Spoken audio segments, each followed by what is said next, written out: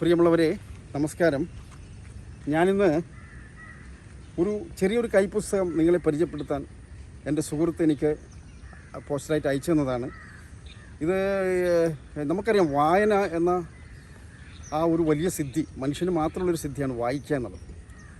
ഗ്രന്ഥപാരായണം, അതിപ്പോൾ യോഗമാർഗത്തിൽ പോകുമ്പോഴും സദ്ഗ്രന്ഥ പാരായണം എന്നുള്ളൊരു അധ്യായമുണ്ട്. വായിച്ചുകൊണ്ടേ ഇരിക്കണം നമ്മൾ എപ്പോഴും. ദിവസത്തിൽ കുറച്ച് സമയമെങ്കിലും നമ്മൾ സദ്ഗ്രന്ഥം, നമുക്ക് ആവശ്യമുള്ള കാര്യങ്ങൾ വായിക്കുക എന്നുള്ളത് അതൊരു ബ്രെയിനിന് നമ്മുടെ ജീവിതത്തിന് നല്ലതാണ്. ഒരു പുസ്തകം നമ്മളെ വളരെയധികം ആഴത്തിൽ സ്വാധീനിക്കുന്നുണ്ട്. അതാണല്ലോ ഇവിടെയുള്ള ആശയങ്ങളൊക്കെ ഈ എഡ്യൂക്കേഷൻ സിസ്റ്റത്തിലും. അപ്പോൾ വായനയെ നമുക്കൊരിക്കലും വിസ്മരിച്ചുകൂടാ. നിങ്ങൾ ഇടയ്ക്ക് സമയം കിട്ടുമ്പോഴൊക്കെ ബുക്ക് സ്റ്റാളിലൊക്കെ പോയി നിങ്ങളെ മക്കളെയും ഭാര്യയൊക്കെ കൂട്ടി ഇഷ്ടമുള്ള ബുക്കുകൾ വാങ്ങിച്ചിട്ട് ആ പുസ്തകത്തെ സ്നേഹിക്കണം. നമ്മളെ പരമ്പര മുഴുവനും കടന്നു വന്നത് ഈ ഗ്രന്ഥ കൈമാറ്റത്തിലൂടെയാണ്, ലിഖിതം. അപ്പോൾ ആ വായനയുടെ ലോകത്ത് നിങ്ങളെ ഓർമ്മപ്പെടുത്താണ്. എനിക്ക് ഈ പുസ്തകം ഞാൻ ആഗ്രഹിച്ചിട്ടില്ല, എന്നിൽ അയച്ചു തരികയാണ് ഒരാളും. എന്തോ എനിക്കറിയില്ല, ഞാൻ കുറച്ച് പുസ്തകങ്ങൾ ഇങ്ങനെ പരിചയപ്പെടുത്തിയിട്ടുണ്ട്. അതിൽ ഓഷോൻ്റെ ബുക്കാണ് കൂടുതലും. അങ്ങനെ ഒരു ബുക്കുമാണ് എനിക്കിത് കിട്ടിയത്. ഇത് ഒരു എം ദേവരാജൻ മാഷ്, അദ്ദേഹം ഒരു അധ്യാപകനായിരുന്നു. 40-40 വർഷം ഈ യോഗ മേഖലയിൽ, യോഗ, കരാട്ടെ, കളരി, കുൻഫു ഇങ്ങനെയുള്ള പല ആയോധന വഴിയിലൂടെ സഞ്ചരിച്ചത് ക്ലാസ് എടുക്കുന്ന ഒരു മഹാനാണ് എം ദേവരാജൻ മാഷ്. ഇദ്ദേഹം പാലക്കാടാണ്. തുരീയം, ഈ പുസ്തകത്തിൻ്റെ പേര് തുരീയം, ബോധോദയത്തിൻ്റെ രാസവിദ്യ.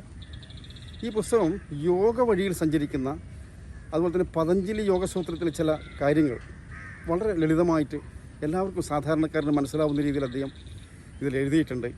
ഒരു ഗൈഡാണ് ഈ വഴിയിൽ സഞ്ചരിക്കുന്നവർക്ക്, ഒരു സ്പിരിച്വൽ ഗൈഡ്.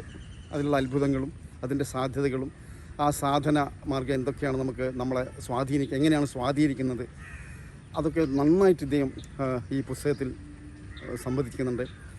ഇത് നിങ്ങൾക്ക് കരിമ്പന പുസ്തകം, പാലക്കാട്, കേരളം. അതിൻ്റെ നമ്പർ ഞാൻ പറയാം, നിങ്ങൾക്ക് താല്പര്യമുണ്ട്. 9446457507. ഒന്നുകൂടി പറയാം, 9446457507. ഈ നമ്പറിൽ വിളിച്ചാൽ നിങ്ങൾക്ക് പുസ്തകം അവർ അയച്ചു തരും. ഇതെൻ്റെ സ്നേഹത്തിൻ്റെ ഒരു കോൺട്രിബ്യൂഷനാണ്. അപ്പോൾ ആർക്കെങ്കിലും താല്പര്യമുണ്ടെങ്കിൽ നിങ്ങൾക്ക് ഇഷ്ടപ്പെട്ട ബുക്കുകൾ ഇങ്ങനെ ഞാൻ പരിചയപ്പെടുത്താം. ഞാൻ കുറച്ച് വായിച്ച് നോക്കിയിട്ട് എനിക്കൊരു ഇഷ്ടം വേണമല്ലോ, എൻ്റെ ഒരു കാഴ്ചപ്പാടുണ്ടല്ലോ. അപ്പോൾ അങ്ങനെ താല്പര്യമുള്ളവർക്ക് എൻ്റെ അഡ്രസ്സ് ഇതിൽ വയ്ക്കാം. നിങ്ങൾ എന്നെ വിളിച്ചാൽ അഡ്രസ്സ് പറഞ്ഞു തരാം, താല്പര്യമുള്ളവർക്ക്. അപ്പോൾ ഇടയ്ക്ക് സമയം കിട്ടുമ്പോഴേ, എനിക്കിപ്പോൾ ഞാനിങ്ങനെ യാത്രയിലാണ്. ഇപ്പോൾ അധികം തിരുവണ്ണാമലയിലൊക്കെയാണ് ഞാൻ അവിടെ ക്ലാസ് എടുക്കുന്നുണ്ട്, അവിടെയാണ് പോയി താമസിക്കാറ്. ഇടയ്ക്ക് നാട്ടിൽ വരുമ്പോൾ സമയവും സൗകര്യമൊക്കെ ഉണ്ടാകുമ്പോഴിങ്ങനെ ഇടയ്ക്ക് നമ്മൾ കഴിയുന്നൊരു കോൺട്രിബ്യൂഷൻ, നമ്മൾ സൃഷ്ടിപരത, ഒരു കാര്യം നമ്മൾ പൊതുജനങ്ങളെ അറിയിക്കുക എന്നുള്ളതാണ്. അത് നല്ലതിന് വേണ്ടി, അല്ലാണ്ട് ആളെ തമ്മിലടിപ്പിക്കാനൊന്നുമല്ല. ജീവിതത്തിൻ്റെ ആ ഒരു മഹത്വത്തെ ഓർമ്മപ്പെടുത്തുക, അതാണല്ലോ ഗ്രന്ഥത്തിലൂടെയൊക്കെ. മഹാനായ ഓഷോയൊക്കെ ലക്ഷക്കണക്കിന് പുസ്തകങ്ങളാണ് വായിച്ച് കടന്നുപോയത്. അദ്ദേഹത്തിൻ്റെ ചെറുപ്പം മുഴുവനും വായനയിലൂടെ ആയിരുന്നു. ഇത്രയും നോളജ് അദ്ദേഹം പറയുന്നതൊക്കെ എപ്പോഴോ വായിച്ച കാര്യങ്ങളൊക്കെയാണ്. അപ്പോൾ വായന വലിയൊരു വാതായനം നമുക്ക് തുറന്നു കിട്ടും. അതാണ് കുഞ്ഞുണ്ണി മാഷൊക്കെ പണ്ടേ പറഞ്ഞു പോയത്, വായിക്കുന്നവൻ വളരും, വായിക്കാത്തവൻ വളയും എന്നുള്ളത് അതെപ്പോഴും നമുക്ക് സ്മരിക്കാവുന്നതാണ്. അപ്പോൾ നിങ്ങളെപ്പോഴും പുസ്തകത്തെ സ്നേഹിക്കണം. നല്ല നല്ല ബുക്കുകൾ നമ്മളെ കൂടുതൽ ബോധതലത്തിലേക്ക്, നമ്മുടെ ജീവിത പ്രശ്നത്തിനുള്ള പരിഹാരം ആ ഗ്രന്ഥങ്ങളിലൊക്കെ ആരൊക്കെ എഴുതി വെച്ചിട്ടുണ്ടാവും. എൻ്റെയൊക്കെ ആ ജീവിതയാത്രയിൽ അതൊക്കെയാണ് എനിക്കുള്ള വലിയ നേട്ടമെന്ന് പറയുന്നത്. കാരണം നമ്മൾ ഈ ഇളവ് ശാപ്പാടുള്ള എഡ്യൂക്കേഷനല്ല, അത് ഔട്ട്സൈഡുള്ള വായനയാണ്, പരന്ന വായന. എന്നിനും വേണ്ടിയല്ല, വെറുതെ ഒരു ആസ്വാദ്യകരമായ ജീവിതയാത്രയിൽ ധാരാളം ബുക്കുകൾ, അങ്ങനെ ഒരു സൗകര്യം ഉണ്ടായിരുന്നു വായിക്കാനും, അത് മറ്റുള്ളവർക്ക് ആ പുസ്തകം കൊടുക്കുവാനും. അപ്പോൾ അതുകൊണ്ട് നഷ്ടമൊന്നും ഉണ്ടായിട്ടില്ല.